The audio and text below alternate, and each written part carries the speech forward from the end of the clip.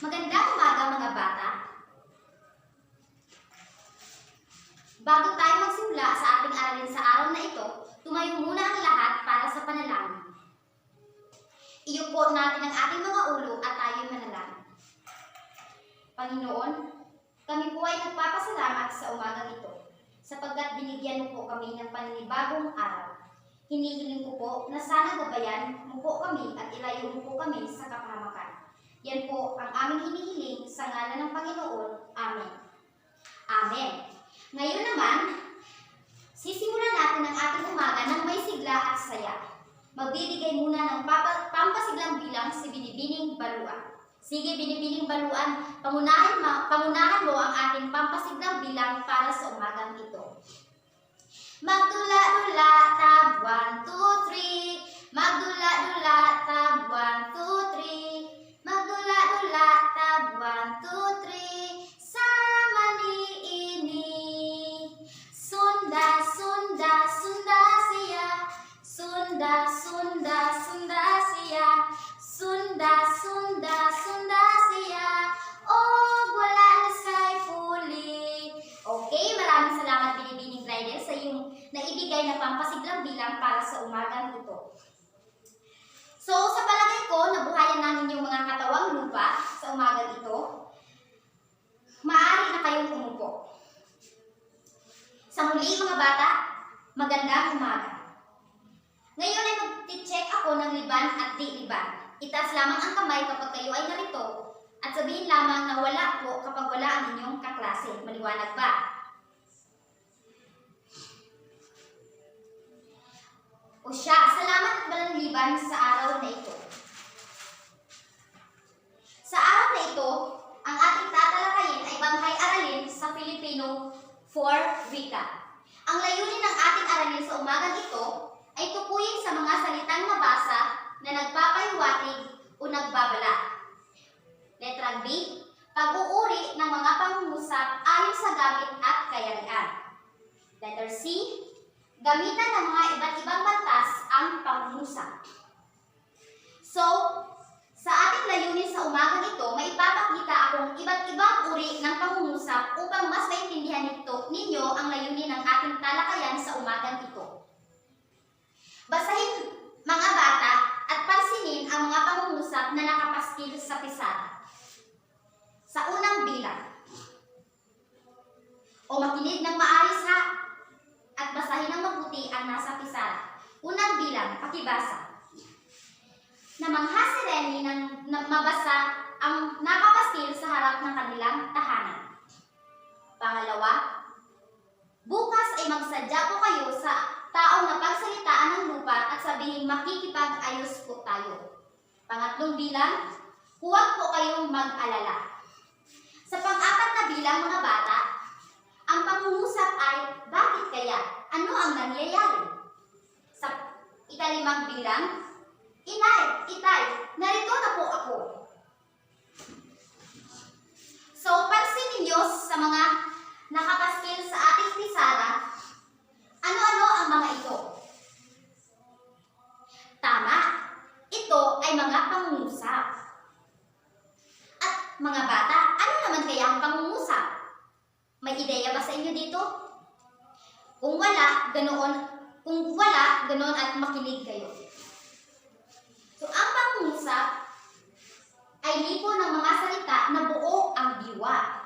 Binubuo ito ng panlahat na sangkap, ang simuno at panaguri. So, bilang pagpapalalim sa ating talakayan sa araw na ito patungkol sa pangungusap, may nilagay akong mga definasyon sa 5 uri ng wika nasa harapan ninyo. So, ang unang nakalagay ay ang nagsasalaysay. Sige, basahin ninyo. Nagsasalaysay. O ikaw, gusto mo magbasa? Sige, pakibasa. Nagsasalaysay. Pangungusap na nagkukwento o nagsasalaysay ng pangyayari. Ito ay nagtatapos sa bantas na tuldok.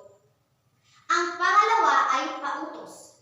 Ito ay pangungusap na nag-uuutos o nagtatapos din sa bantas na tuldok. pakiusap.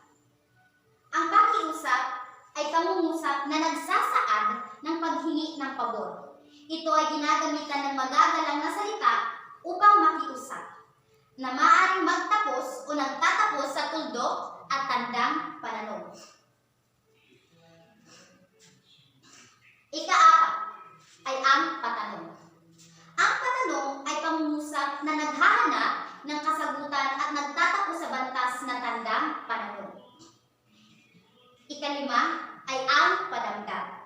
Ang padamdam ay ang pangungusap na nagpapahiwatig ng matinding damdamin na maaaring pagkatuwa, pagkabigla, pagkatakot, pagkalungkot. Ito rin ay nagtatapos sa tandang padamdam. Ayos mga bata, at dahil tapos na nating pag-usapan ang mga pangungusap, ang 5 pangungusap ayon sa gamit at kayarian nito bilang pangkalahatan at upang malaman natin kung talagang nakinig kayo ng mabuti, ay may mga katanungan ako at inyong sagutin. Maliwanag ba? O siya, salamat at kayo ay nakikinig. Sa muli, nais kong itanong sa inyo kung ano nga ba ang pangungusap. Sino gustong sumagot? Ikaw. Tama. Ang pangungusap ay lipon ng mga salita na buo ang diwa. Ito ay binubuo ng simuno at panaguri. O ano pa? Sinong susunod na sasagot sa aking pangalawang katanungan? Ikaw. Sige, tumayo ka. Ilan ang mga uri ng pangungusap na pasalaysay, pautos at pakiusap? Magaling! 5 po ang uri ng pangungusap natin ayon sa gamit. Ngayon naman, dito banda, sino ang gustong sumagot sa ikatlong katanungan? Okay, ikaw, makinig. Ang katanungan ay, anong pangungusap ang nagtatapos sa tandang pananong? Pakisagot? Tama. Ang pangungusap na patanong ay nagtatapos sa bantas na tandang pananong. Sige, ating ipagpatuloy. Ngayon naman, anong pangungusap ang nagtatapos sa bantas na tandang padamdam? Magaling!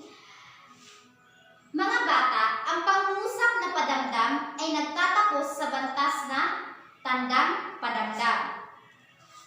Kung ganun, ako'y nagagalak at talagang nakinig kayo sa ating talakayan. Ngayon, upang subukan kung talagang nakinig at may natutunan talaga kayo sa aking talakayan o sa ating talakayan sa wika Filipino 4, sa araw na ito, ay nais kong subukin ang inyong natutunan. Okay, so babasahin ko muna ang panuto at lagyan lamang ng tamang bantas o itaas ang kamay ng mga gustong sumagot pagkatapos kong basahin ang pangungusap sa bawat bilang. Siya, sisimulan na natin ang ating aralin.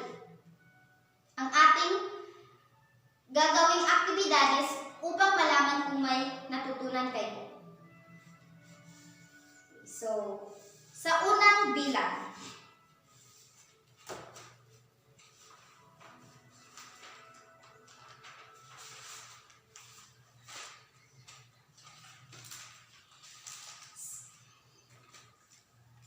panuto, tukuyin ang uri ng pangungusap ayon sa gamit kung ito ay nagsasalaysay, pautos, pakiusap, patanong o padamdam. Unang bilang, siya makinig at 2 beses ko na lamang babasahin ang katanungan. Unang bilang, si Dulinya ay matalinong bata. Sino gustong sumagot? Ayos! Ang sagot sa unang bilang ay, ito ay pasalaysay, sapagkat isinasalaysay dito na si Dulinya raw ay isang matalinong bata.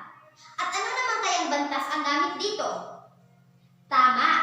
Ang bantas na ginamit sa pangungusap ay bantas na tuldok. Sige, magpatuloy tayo sa pangalawang bilang. Sa pangalawang bilang, ang pangungusap ay, "Hay nako, bahala na nga kayo." Sinong gustong sumagot? Ikaw, pakisagot. Tama!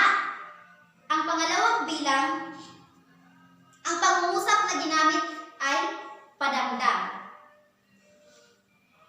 At ano naman ang ginamit na bantas? Tama rin. Ang ginamit na bantas sa pangalawang katanungan ay ang bantas na tandang padamdam. Siya, dumiretso tayo sa ikatlong bilang. Sa ikatlong bilang, ang pangungusap ay, saan ka bibili? Saan ka bibili? Sino may sagot? Tama. Sa ikatlong bilang, ang pangungusap ay patanong. Sapagkat itinatanong sa pangungusap sa bilang na ikatlo kung saan bibili ang tao. Na kung saan ito ay may bantas na tandang pananong. Tama. Ngayon naman ay magpatuloy tayo sa ikaapat na bilang. Ang pangungusap ay, bitbitin mo ang aking bag. Bitbitin mo ang aking bag. Ano ang sagot? Tumpak. Sa ikaapat na bilang, ang sagot ay pautos. At ang pautos ay may bantas na tuldok. Siya. Magpatuloy tayo sa ikalimang bilang. Ito ang pangungusap sa ikalimang bilang. Pakiabot po ng lapis ko. Pakiabot po ng lapis ko. Siya, tamang-tama. Sa ikalimang bilang, ang pangungusap ay pakiusap, na kung saan ito ay nagtatapos sa bantas na tuldok. Magaling at talagang nakinig kayo at nakuha ninyo ang mga tamang kasagutan sa ating subukin sa araw na ito para sa inyong pagtataya.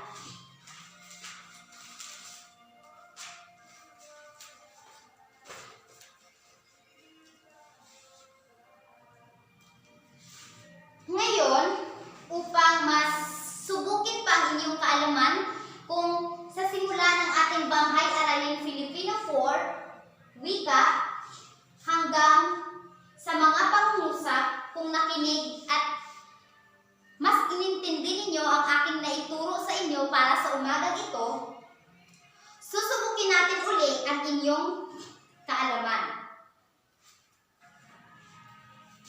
Handa na ba kayo, mga bata? Siya, salamat at lagi pa rin kayong handa para sa ating aralin sa umagang ito.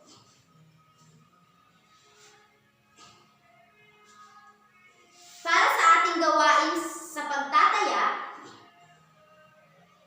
sabihin lamang ang tamang bantas at 2 beses ko pa rin babasahin ang pangungusap para sa inyo, mga bata.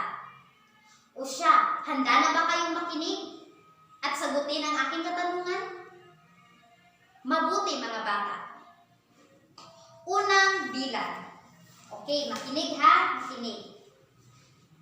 Sa unang bilang, ang pangungusap ay, mabilis akong tumakbo sa bintana at sumilip ako. Unang bilang, mabilis akong tumakbo sa bintana at sumilip ako. Pangalawang bilang. Maaari po ba akong humiram ng baso? Maaari po ba akong humiram ng baso? Sa ikatlong bilang. O bakit ka nariyan? O bakit ka nariyan? Pang-apat na bilang.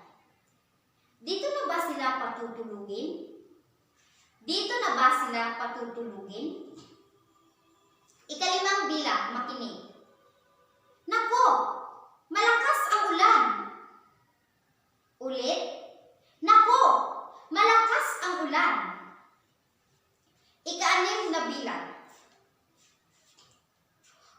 mo na lang pakinggan.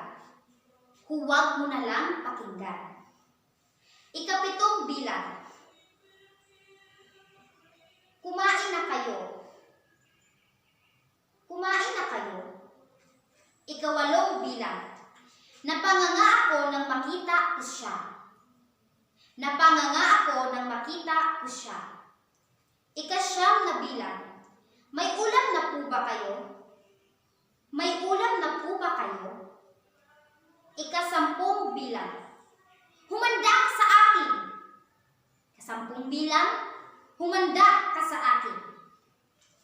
O siya, tapos ko nang basahin sa inyo ang katanungan mula sa bilang 1 hanggang bilang 10.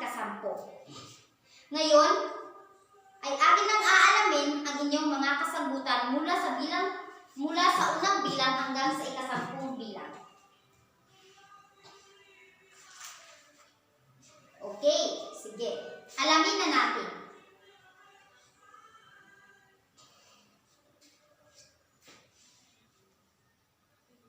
Okay. Ano ang sagot sa unang bilang? Tama. Sa unang bilang, ang sagot ay nagsasalaysay. At ano nga ba ulit ang pasalaysay? Basahin natin ulit. Ang nagsasalaysay ay pangungusap na nagkukwento ang nagsasalaysay ng pangyayari. Ito ay nagtatapos sa tuldok. Magaling mga bata. Sa pangalawang bilang, ano naman ang sagot? Tama pa rin. Sa pangalawang bilang, ang sagot ay pakiusap. Ang sagot ay pakiusap. Tama mga bata. At ano nga ba ulit ang pakiusap? Ang pakiusap ay ang pangungusap na nagsasaad ng paghingi ng pabor. Ginagamitan ito ng magagalang na salita upang makiusap. Maaaring ito ay nagtatapos sa tuldok at tandang pananong.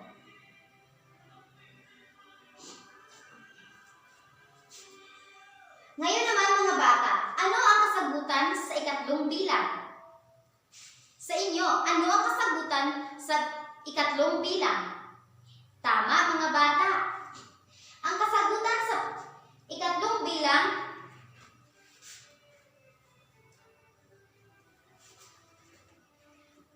ay patanong. Tama. At ano nga ba ulit ang patanong mga bata? Tama. Ang patanong ay ang mga pangungusap na naghahanap ng kasagutan. Ito ay nagtatapos sa bantas na tandang pananong. Ayos. Ngayon ay magpatuloy tayo sa ikalimang bilang. Ano nga ba ulit ang kasagutan sa ikalimang bilang? Tama. Ang sagot sa ikalimang bilang ay tandang padamdam.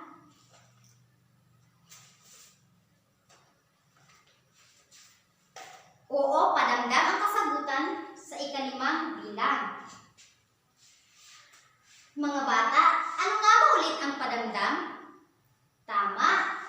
Ang padamdam ay ang pangungusap na nagpapahiwatig ng matinding damdamin. Maaaring ito ay pagkatuwa, pagkabigla, pagkatakot o pagkalungkot. Ito ay nagtatapos sa tandang padamdam. Magaling mga bata at nakinig kayo. Sa ikalim na bilang, ang kasagutan naman ay tama pa rin. Nagsasalaysay.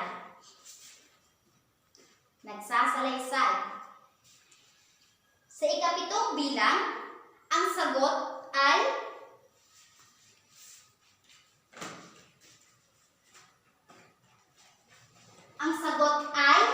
patanong. Tama.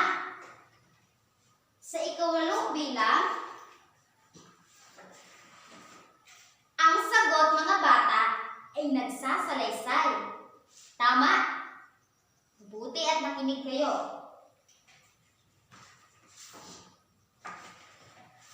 Sa ikasyam na bilang,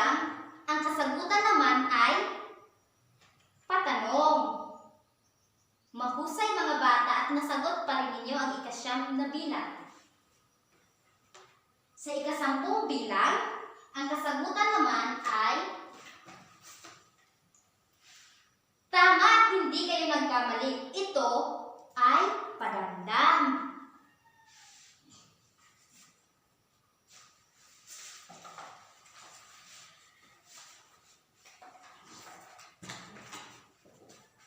O siya, napakagaling mga bata, at para sa ating talakayan sa umagang ito ay nakinig kayo at mas inintindi ninyo ang bawat pangungusap na aking pinasa at inyo rin nabasa na nakapaskil sa harapan. At upang subukan ang inyong kaalaman, magbibigay ako ulit ng gawain. Dahil ako'y nagagalak na nakinig kayo ng mabuti.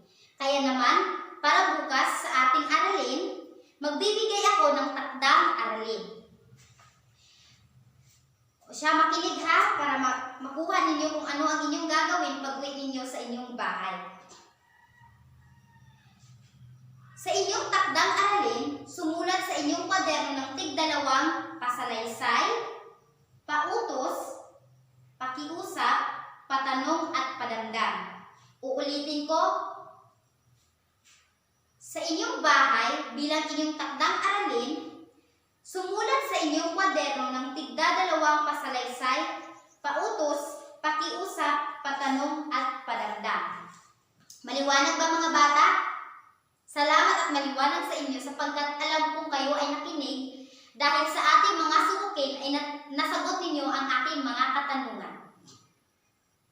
Siya, tumayo ang lahat.